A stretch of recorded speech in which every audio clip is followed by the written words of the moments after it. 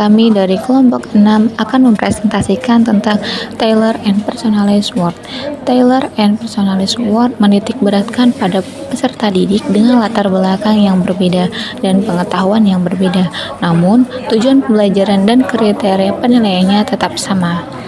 Nah, di sini ada beberapa pertanyaan. Pertanyaan yang pertama, bagaimana mengakomodasi berbagai kebutuhan perkembangan, gaya belajar, pengetahuan sebelumnya, dan minat peserta didik sambil tetap menjaga arah pembelajaran pada tujuan?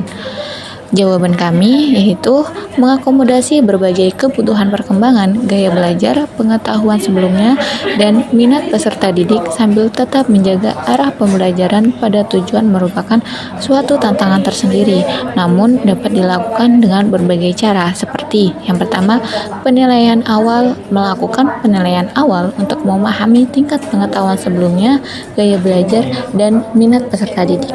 Yang kedua, diferensiasi pembelajaran.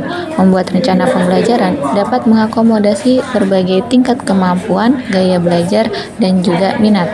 Yang ketiga, kolaborasi dalam pembelajaran. Mendorong kolaborasi peserta didik dengan rekan-rekannya dapat mengakomodasi pembelajaran. Yang keempat, penggunaan teknologi. Memanfaatkan teknologi dalam menyediakan sumber daya yang berbeda, mulai dari materi, audio, visual, hingga platform pembelajaran lain. Yang kelima, pendekatan berbasis proyek atau kontekstual, mengkaitkan materi pelajaran dengan situasi nyata atau proyek-proyek yang menarik minat peserta didik untuk menciptakan keterlibatan peserta didik dalam proses pembelajaran.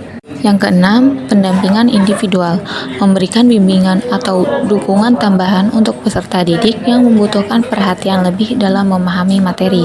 Yang ketujuh, refleksi dan penyesuaian, merefleksikan pengalaman pembelajaran. Dengan mengintegrasikan kebutuhan-kebutuhan peserta didik secara individu dalam proses pembelajaran, tidak hanya meningkatkan keterlibatan peserta didik saja, namun juga dapat membantu mereka mencapai kemampuannya. Pertanyaan yang kedua, bagaimana cara menyesuaikan rencana pembelajaran apabila ada perubahan kondisi untuk memaksimalkan keterlibatan dan efektivitas pembelajaran? Menurut Faik, pelaksanaan kegiatan pembelajaran ialah implementasi dari sebuah RPP, sehingga pelaksanaan pembelajaran pun juga harus sesuai dengan RPP. Dengan adanya konsisten antara perencanaan serta pelaksanaan pembelajaran, maka tujuan dari kegiatan belajar akan dapat dicapai. Khalifah juga berpendapat bahwa ketika melakukan kegiatan pembelajaran harus sesuai dengan apa yang sudah dibuat dalam RPP yang diawali dari kegiatan awal, kegiatan inti, serta kegiatan penutup, sehingga tercipta kegiatan pembelajaran yang memiliki kualitas. Dalam menyesuaikan rencana pembelajaran, ketika terjadi perubahan kondisi adalah hal yang penting untuk memaksimalkan keterlibatan dan efektivitas dalam pembelajaran. Berikut ada beberapa hal yang menurut kami dapat dilakukan dalam menyesuaikan pembelajaran. Yang pertama, evaluasi kondisi. Melakukan evaluasi terhadap perubahan kondisi yang dapat mempengaruhi proses pembelajaran seperti perkembangan peserta didik, situasi lingkungan, atau kendala yang terjadi. Yang kedua, fleksibilitas. Perencanaan harus bersifat fleksibel. Jika memungkinkan ada perubahan, harus menyesuaikan prioritas materi atau metode pembelajaran yang akan digunakan agar lebih sesuai dengan kondisi yang ada.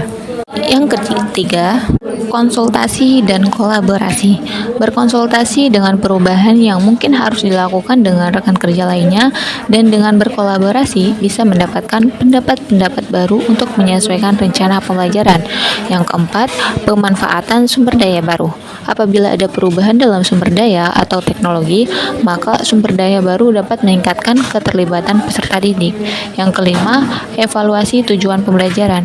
Mengevaluasi tujuan pembelajaran yang telah ditetapkan dan memastikan apabila ada perubahan yang akan dilakukan masih berada dalam arah menuju pencapaian tujuan tersebut.